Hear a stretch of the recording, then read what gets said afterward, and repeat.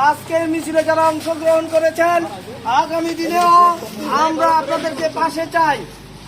আগামী দিনে যেন বাংলাদেশকে অস্থিতিশীল করতে ২৫০০কে অস্থিতিশীল করতে না পারে ফ্যাসিবাদের গুন্ডারা। ২৫০০ থেকে ৫ তারিখের পরে পালিয়ে যাওয়া ২০০৯ সালের কারচুপির নির্বাচনের অবৈধ এমপি, ২০১৪ সালের বিনা ভোটের এমপি, ২০১৮ সালের রাতের ভোটের এমপি, ২০২৪ সালের আমি এবং দাবির অগ্রহণযোগ্য ভোটের এমপি। গুন্ডা বাবুর প্রেতাত্মারা যেন ২৫০০-এর রাজপথ আর কখনো দখলে নিতে না পারে। আপনারা সোচ্চার থাকবেন।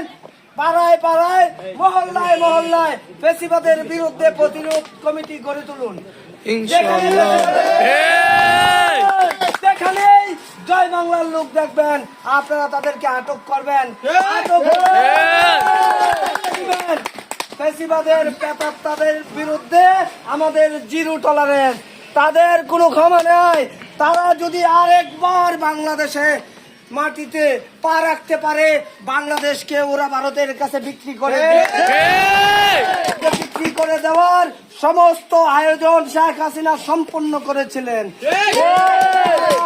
আল্লাহ রাব্বুল আলামিন আমাদের বাংলাদেশকে হেফাজত করেছেন ছাত্র জনতার রক্তক্ষয়ী গণ অভ্যুত্থানের মাধ্যমে।